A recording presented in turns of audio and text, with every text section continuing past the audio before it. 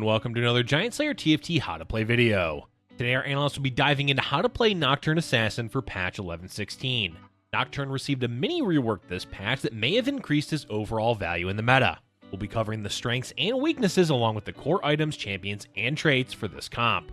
On top of that, we'll have a brief breakdown of each stage of the game as well as a few positioning tips.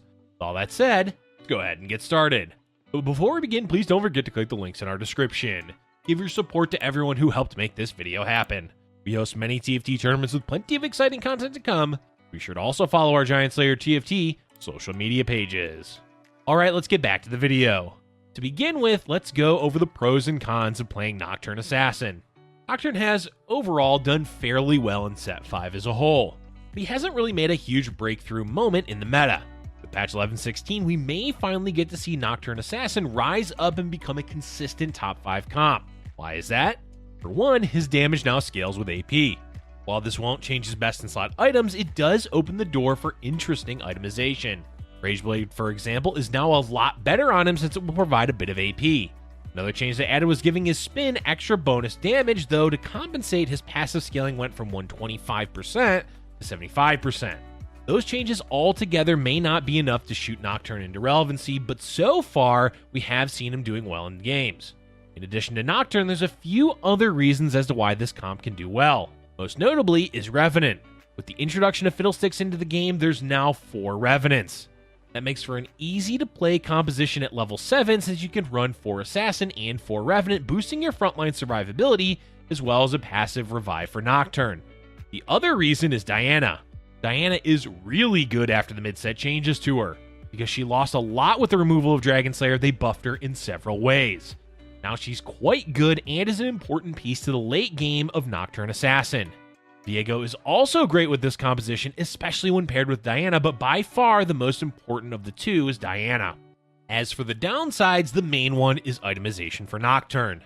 Nocturne has a few best in slot items that you should try to secure every game. There's a stark contrast between best in slot Nocturne and less than optimal items. With perfect items on a Nocturne 3, it's possible to consistently top 2, but without perfect items on Nocturne 3, it's more likely to end in a 4th or 3rd. That said, after the AP changes and several buffs to Radiant items, his items may change as players test out other combinations of items, so what's best now may not be the best in a week. And the last downside, besides not being able to 3-star Nocturne or 5-year 5 cost units, is positioning. When playing Nocturne Assassin, you have to get real sweaty with positioning if you want to earn a good placement in the game. If you're not consistently scouting and repositioning, it's easy to take a big loss. Unfortunately, even the best positioning can still lose against certain boards like Heimerdinger stacked in the corner or a well-positioned Tristana. But ignoring your own positioning and not scouting is a fast track to the bottom 4. As we've mentioned items several times now, let's move on to the next section, core items. Itemization for Nocturne may change over time, but in the current meta, he has 3 items you generally want every game. Those are Infinity Edge, Last Whisper, and Quicksilver. Any of them can be Radiant, though Quicksilver may be the best since it extends the CC immunity to 30 seconds while granting additional attack speed.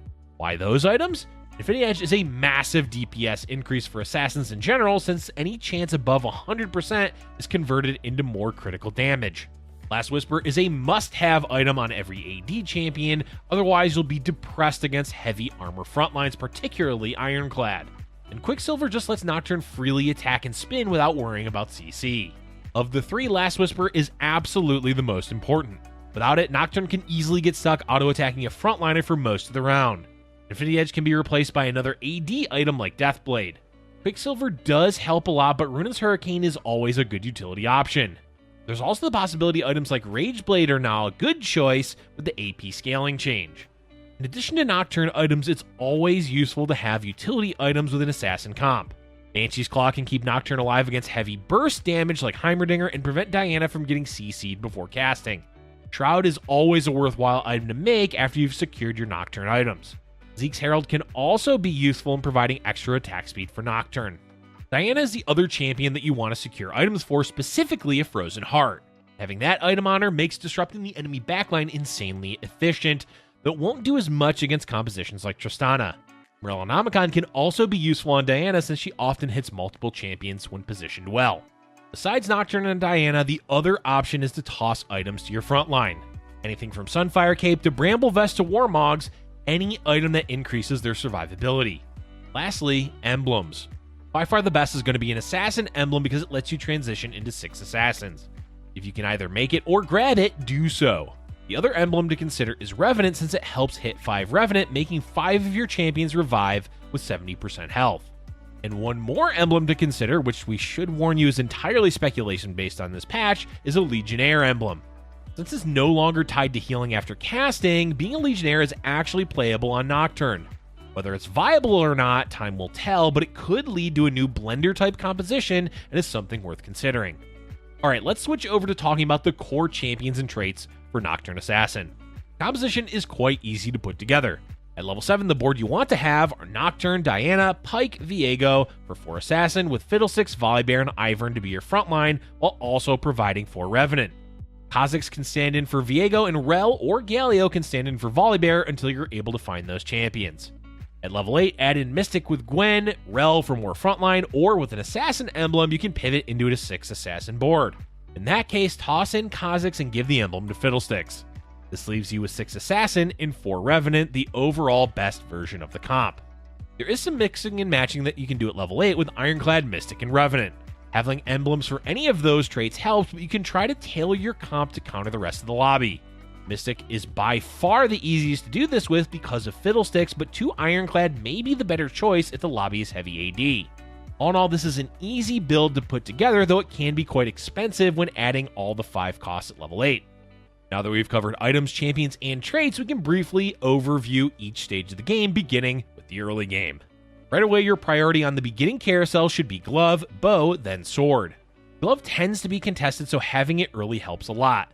Bow is also worth grabbing since you can end up using multiple bows if you play items like Runins or Rageblade. It also gives you the option to pivot into either Yasuo or Riven. Sword is just a catch-all AD component since it can be used for Deathblade, Infinity Edge, or Bloodthirster. During Stage 1, there's nothing special you need to do. Pick up pairs and look for strong early synergies, specifically ones that you can give AD items to. Sentinel Skirmisher was nerfed in the early game, but it's still plenty strong, with either Olaf or Senna being item holders. Tristana, if you can 2-star her early, also holds onto Nocturne items quite well. And of course, any 3-cost champion you get from loot orbs tends to be worth playing, particularly Nidalee, Riven, or Yasuo. Stage 2, you want to be leveling at regular intervals, meaning 4x2-2 and 5x2-5. You can always level earlier if you have the gold to do so, and a meaningful upgrade to put onto your board that ensures you the win. Ideally, you want to be win streaking since saving health early will help you buy time later on in the game. A loss streak early is viable since it gives you priority on the carousel and an earlier blessing, but it's generally better to save your health. Overall, there's nothing special for the early game of the comp. Don't worry about picking up any assassins besides Nocturne. Make sure you're not pivoting your board into an early Nocturne, as Nocturne 1 isn't very good without any items or traits. Moving along, we're entering Stage 3 and the mid game. Stage 3 continues similarly to Stage 2, just pick up Nocturne when you find him and play the strongest board you can to save health. Level to 6 on 3-2 and begin looking for Diana, Ivern, and Fiddlesticks. Both Rel and Galio are great 4 costs for your frontline. But again, the intent is not to swap into Nocturne just yet, even if you 2-star him. Wait until at least 3-6 or when you have 2 or more items to give him. Speaking of 3-6, it's Radiant item time. As mentioned, look for any Radiant version of the best in slot item for Nocturne. Other Radiant items to look for are Shroud, which is an all-around top-tier utility item, Banshees for the same reasons, or Radiant Frozen Heart for Diana. Overall, you have quite a few options with this comp when it comes to Radiant items. The main question during Stage 3 is, should you roll? If you're absolutely getting wrecked and losing a ton of health, then yes, you will need to roll. Unfortunately, unless you luck out and hit a Nocturne 2 with 4 assassins, it's not worth pivoting that early into a Nocturne board. So when rolling, look to upgrade your existing board to stem the health loss a bit. The goal is just to get to level 7, which is where you should be able to stabilize. With that, we can move into Stage 4 by immediately leveling to 7. At this point, you want to roll depending on how weak your board is and how much health you have. If you've got high health, you can slow play level to 7. If you're lower on health, you'll likely need to roll down to 20 gold to hit as many upgrades as you can. The priority here is to find Nocturne 2, Diana, 2 other assassins, and ideally Ivern with Fiddlesticks. Don't completely sell your board if you have a lot of upgraded champions. Prioritize having Nocturne 2 in once you get 4 assassins and at least 1 Revenant. From there, the goal is to try and slow play level 7 by looking for Nocturne 3, upgrades to your existing champions, and if possible, Volibear and Viego. It's also possible to save gold and level to 8 sometime between 4-5 and 5-1, but only do that if you're already quite strong in winning rounds. Otherwise, the idea is to stabilize your board as best you can while looking for Nocturne 3. Normally we would move into the late game here, but there's nothing special about the late game for this composition other than looking for Nocturne 3 and finding all the 5 costs you need. You're almost never going to 9 with this board. What is more important for the late game is positioning. When playing Assassins, you must scout often and try to keep track of who you've played against. This is because having your Nocturne and Diana out of position is an easy way to take a huge loss against other players. So be sweaty and scout every round. Diana is the main reason you need to be diligent about scouting, as you want the most value you can from her ability. Have her jump towards a clumped enemy backline, as your ability will pull carries from the backline. Volibear is also important, as you want him to CC the main group of enemy champions. Pike should generally be on the opposite side of Diana, so he dashes towards the carry instead of away from it. As for Nocturne, the best positioning for him is near enough to Diana to capitalize on her ultimate, but not directly in the middle of the enemy. This is because boards with Heimerdinger, Vel'Koz, Lucian, or Abomination can absolutely wreck Nocturne when positioned properly. Having him jump towards the middle of the board is often safest, but it depends a lot on the lobby. Practice enough and you should get a good idea of where to position him. Overall, despite the simplicity of Nocturne Assassin, it's actually one of the more difficult compositions to run late game, simply due to the amount of scouting and repositioning you have to do. A well-played Assassin board will claw its way into the top 2, whereas a less sweaty player likely ends in 3rd, 4th, or even lower. That's going to be it for today's video, folks. Nocturne Assassin may not be the strongest composition in the meta, but it has a wide level of variance depending on how players pilot it. Let us know in the comment section below which composition you'd like us to cover in our next How to Play video. Thank you for watching, and if you're enjoying our content, be sure to hit the like button and subscribe for future Giant Slayer TFT videos.